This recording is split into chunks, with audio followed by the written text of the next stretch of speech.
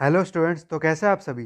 देखिए, जैसा कि आप सबसे वादा किया गया था कि साइबर क्राइम एंड लॉ की आपके लिए क्विक रिवीजन वीडियो लाई जाएगी, जिसमें आपको फुल कोर्स का एक रिव्यू मिल जाएगा कि आपको आखिरकार पढ़ना क्या है। आप इस टॉपिक को अच्छे से पढ़ लेंगे, थोड़ा बहुत तो मैं समझाऊंगा ही, उसके बारे में और अच्छे से पढ़ लेंगे तो आपका पूरा सिलेबस कवर हो जाएगा और इसे पढ़ के आप आराम से एग्ज़ाम दे के आ सकते हैं।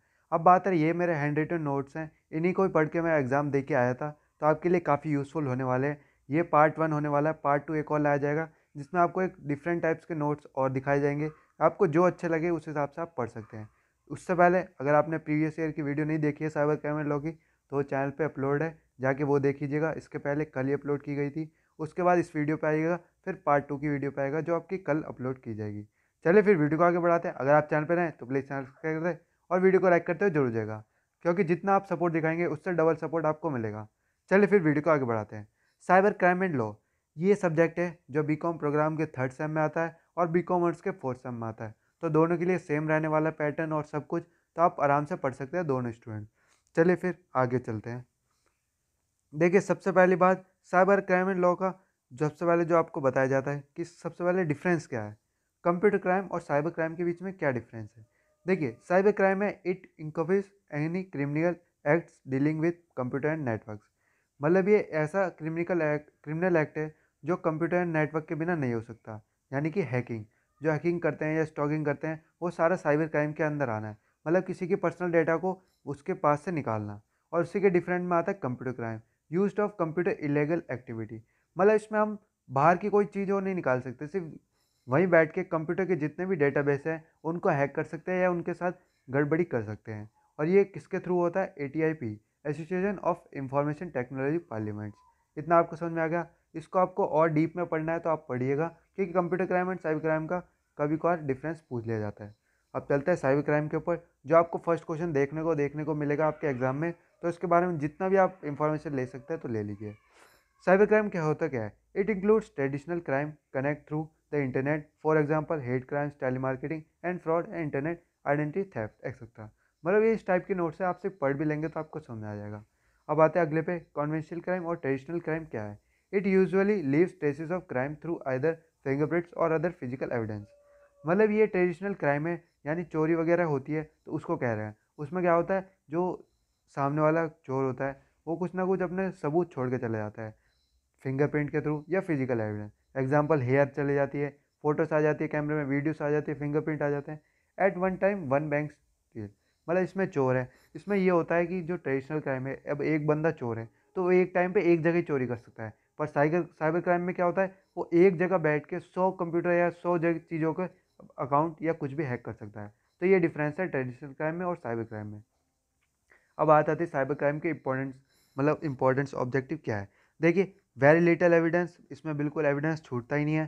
Second point, hard to find culprit, मतलब जो चोर होता है उसको पकड़ना मुश्किल होता है। स्टील मोर देन 100 बैंक्स, मतलब एक साथ 100 जनों का अकाउंट चोरी कर सकते हैं। At one time more website hack, मतलब एक टाइम पे काफ़ी सारी वेबसाइट हैक की जाती है। अब आपको देख इसके पॉइंट्स में छोटे छोटे पॉइंट्स में बता जा रहा हूँ, ये भी क्वेश्चन में पूछे जाते हैं प्रीवियस ईयर में जहाँ से उठाए गए। कि ग्रैमलिंग क्या होता है। ग्रैमलिंग होता है, काफ़ी स्टूडेंट्स को नहीं पता होगा, ग्रैमलिंग को कहते हैं सट्टा। और एक आता है फिशिंग, यानी कॉलिंग स्पैम, जो आपको कॉल आती है कंपनी की तरफ से जिसमें सिर्फ रोबोट बोलता है कि आपको ये चीज़ है, ये उसे फिशिंग कहते हैं। इतना आपको समझ में आ गया। ये छोटे छोटे पॉइंट्स हैं जो कि काफ़ी स्टूडेंट्स कन्फ्यूज हो जाते हैं। अब आते हैं काइंड्स ऑफ साइबर क्राइम, जिसे साइबर स्टॉकिंग कहते हैं। मतलब किसी के ऊपर हमेशा ध्यान रखना। सबसे पहला पॉइंट है साइबर डेफिशिएंसी। देखिए, ये वीडियो लंबी जरूर होगी पर आपके लिए यूज़फुल रहेगी, तो आप जब भी पढ़ने बैठे तो पूरी पढ़ने बैठिएगा। किसी की प्राइवेसी को दखल नहीं देना चाहिए, public right to freedom of speech. Cyber defection ये है कि किसी की प्राइवेसी के अंदर घुसका और उसकी जो इतनी भी पर्सनल इंफॉर्मेशन है उनको लीक करना, उनको शेयर करना, ये होता है। और उसके जो बता रखा है अगला, कॉर्पोरेट साइबर स्पेयर, ये क्या होता है, किसी भी प्राइवेट कंपनी को चुनौती हैकिंग के थ्रू। मतलब समझ लिए कोई भी प्राइवेट कंपनी है जो काफ़ी सामी है, समझ लिए अच्छा पैसा कमा रही है, उसको प्राइवेट कंपनी को चुनौती दी जाती है हैकिंग के द्वारा। मतलब सीधे उसका हैक नहीं किया जाता, पहले उससे चुनौती दी जाती कि हाँ, आपका ये जो डाटा है वो हैक होने वाला है। तो ये होता है साइबर स्पेयर के अंदर। अब आते हैं थर्ड पार्ट पे, फॉर्जरी, यानी क्रिमिनल एक्ट है। इसमें क्या होता है, काफ़ी टाइप की होती है। इलेक्ट्रिक फॉर्जरी, जिसमें बिजली चोरी की जाती है। फाइनेंशियल फॉर्जरी, जिसमें आपके स्टॉक चोरी किए जाते हैं, डाटा एक्सेस वगैरह जो भी। और कॉमर्शियल फॉर्जरी, जिसमें आपके प्राइवेट कंपनी के PDF और वहाँ के स्कैन्स, जितने भी स्कैन PDF होते हैं, फाइल्स और एक्सेस लिया जाता है उनकी डेटा का। अब लास्ट पे आते हैं गवर्नमेंट फॉर्जरी। इसमें आपका जो प्राइवेट स्पेस होता है वो लीक कर दिया जाता है, मतलब लीक मतलब काफ़ी लोगों के साथ शेयर किया जाता है सोशल मीडिया पे, जिसमें आपने जो भी ब्लैक मनी छुपा रखी है, जो भी गलत काम किया उसको लीक कर दिया जाता है। ये तो हो गया आपका साइबर क्राइम के ऊपर। First page complete. अब आते हैं सेकंड पेज पे। देख सकते हैं प्रॉपर पीडीएफ बनी हुई है। अगर आपको ये पीडीएफ चाहिए तो आप व्हाट्सएप पे मैसेज कर सकते हैं। मैं आपको नंबर बता देता हूँ, 7878150613। इस पर आपको मैसेज करेंगे तो ये बंदा आपको ये पीडीएफ प्रोवाइड करा देगा।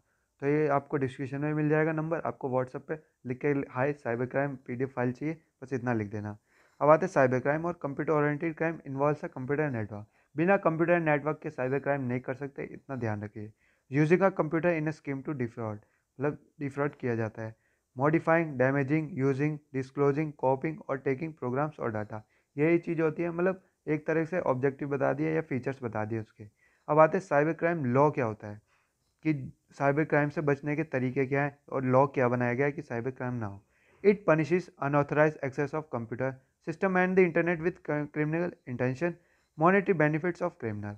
इसमें यह बनाया गया है कि जो पैसों का बेनिफिट होता है क्रिमिनल, तो उनसे कैसे कैसे बचा जाए, उपाय क्या है। अब आते हैं पहले पॉइंट पे। More time to identify a real criminal due to inability to locate them is known as cyber crime. Conventional crime takes shorter time period to investigate due to presence of physical evidence. देखिए, जो cyber crime और conventional crime में इन्होंने difference बताया कि इसमें more time लगता है साइबर क्राइम में कल्प्रिट को ढूंढने में, पर कन्वेंशनल क्राइम में ऐसा नहीं होता। शॉर्ट टाइम में आपको इन्वेस्टिगेट कर सकते हैं क्योंकि फिजिकल एविडेंस होते हैं, जो ट्रेडिशनल क्राइम एक वक्त कह सकते हैं आपको। अब आता है साइबर टेररिज्म क्या होता है, जिसमें आपकी banking industry, mass public at large, air traffic control and water system को ध्यान रखा जाता है। तो ये जो पॉइंट है इनको अच्छे से डीप में जरूर पढ़िएगा, क्योंकि इसका कोई भी शॉर्ट नोट आ सकता है। अब आता है कंप्यूटर वेंडलिज्म क्या होता है, जिसमें आपकी वेबसाइट डिफेंस मोड होती है और क्रिएटिव ऑफ मालवेयर, जिसमें आपको मालवेयर बनाए जाते हैं, मतलब वेबसाइट को हैक किया जाता है और क्रिएटिव ऑफ मालवेयर वेबसाइट के अंदर वायरसेस डाले जाते हैं। Damaging property of another and rather than stealing और pursue them over the internet, मतलब किसी की प्रॉपर्टी को डैमेज करना या फिर उसको चोरी करना और उसको परसू यानी उससे छीन लेना over the internet. When network services are disrupted और stop which deprive the computer network owners. अब आते हैं अगले पे, क्राइम रिलेटेड टू आईपीआर यानी इंटेलेक्चुअल प्रॉपर्टी राइट्स। ये जो पॉइंट्स बता रहा हूँ, जो अलग अलग आपने नए सुने, इनको डीप में जरूर पढ़िएगा। The protection against the creature of IP, which includes trademark, copyright, patents, industrial design rights, and in some registration trade secrets. Unauthorise website use करने अपना प्रमोशन करना, मतलब IPR में क्या होता है, जो अनऑथराइज वेबसाइट है उसमें अपना जो भी आपका प्रमोशन, जो भी समझ लिए यूट्यूब चैनल का या अपनी आपका वेबसाइट का, उसका प्रमोशन कराना, कि आपका जो ब्रांड है वो हर जगह प्रमोट हो। इसमें ये होता है क्राइम रिलेटेड टू IPRs में। अब आते हैं अगले पे। देखिए छोटा पॉइंट फिर से दे दिया, पायरेसी। पायरेसी क्या होता है, मूवी रिलीज होने से पहले दूसरे प्लेटफॉर्म पर आ जाना। ये इतने आसान भाषा में लिखे हुए हैं इनके मीनिंग, मतलब आपकी कोई भी मूवी रिलीज है वो आप जैसे जानते होंगे टेलीग्राम पे आ जाती है, वो एक तरह की पायरेसी है। अब आते हैं साइबर फॉरेंसिक, मतलब इससे बचने के क्या क्या उपाय हैं।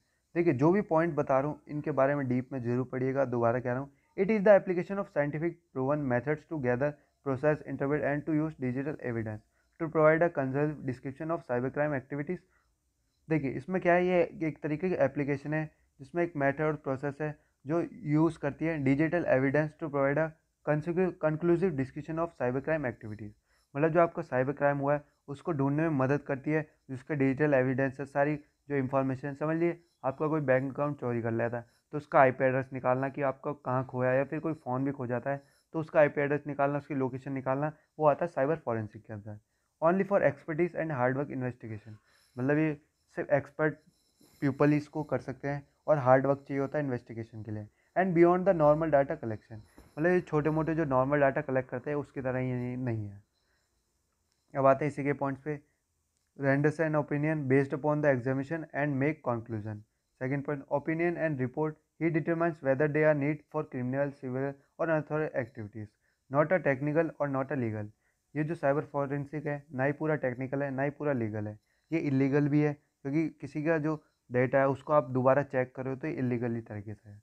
अब आते हैं दूसरे पे, साइबर स्पेस और जुरिस्डिक्शन। देखिए ये जो भी नए नए पॉइंट दिख रहे हैं आपको, ये बिल्कुल ज़रूर पढ़ लिखे जाइएगा। The internet diminishes the significance of the physical location of parties involved in the transaction. Internet alters the balance of power between buyer and seller, such as cyber agents known as bots. जो उसमें cyber space में क्या होता है, छोटे छोटे bots को रखा जाता है जो पावर बनाए रखते हैं बिटवीन बायर एंड सेलर, जो मतलब ट्रांजेक्शन इधर से उधर करते हैं. The internet operates in environment which allow us infringement to take place with no clear and convinced jurisdiction in which the rights holder can feel sue. Example example के through समझिए. देखिए ये जो लैंग्वेज लिखी हुई है डिफिकल्ट हो सकती है, पर एग्जाम्पल से आपको पूरी क्लियर हो जाएगी. ऑनलाइन पेमेंट ऑफ ऑर्डर, मतलब पहले ले जाना. ये ऑनलाइन पेमेंट समझ लिए, प्रीपेड कर दिया आपने पेमेंट, तो उसमें रिस्क रहता है. बढ़िया क्या रहती है, COD प्रीफर करते हैं, ये अच्छी बात है. डोमेन नेम ऑनलाइन आर्बिट्रेशन, दो के बीच लड़ाई में तीन बचाता है. हाँ देखिए, डोमेन नेम में क्या होता है, ऑनलाइन आर्बिट्रेशन क्या होता है, जिसमें दो के बीच में लड़ाई होती है, जिसमें तीसरा बचाता है. Borderless word, doctrine of personal jurisdiction, इसके बारे में जरूर पढ़ लीजिएगा, इंपॉर्टेंट लाइन है, डॉक्ट्राइन ऑफ पर्सनल जुरिस्डिक्शन. अब आते हैं क्रिप्टोग्राफी क्या होती है, हिडन आइडेंटिटी को बाहर निकालना. मतलब क्रिप्टो लैंग्वेज में होती है ये, जिसमें आपको समझ में नहीं आएगी. जो क्रिप्टो कन्वर्ट कर सकते हैं वही से हिडन राइटिंग को बाहर निकाल के उसका मीनिंग निकालते हैं. अब आता है piracy, confidency, authentication, integrity, non reputation और key exchange. Maintenance of public key infrastructure require handsome salary. मतलब देखिए, जो मेंटेनेंस होती है public key infrastructure require handsome, मतलब उन्हें अच्छी सैलरी दी जाती है जो भी क्रिप्टोग्राफी का काम करते हैं. अब आते हैं जो इंपॉर्टेंट डिफरेंस आता है ट्रेडमार्क और डोमेन नेम में, आप पढ़ लीजिएगा. An organise trademark register to get property. देखिए वीडियो काफ़ी लंबी हो जाएगी अगर पूरा समझाऊंगा. इंटरनेट क्या होता है तो मैं आपको धीरे धीरे स्क्रॉल कर रहा हूँ, पूरी वीडियो देख लीजिएगा.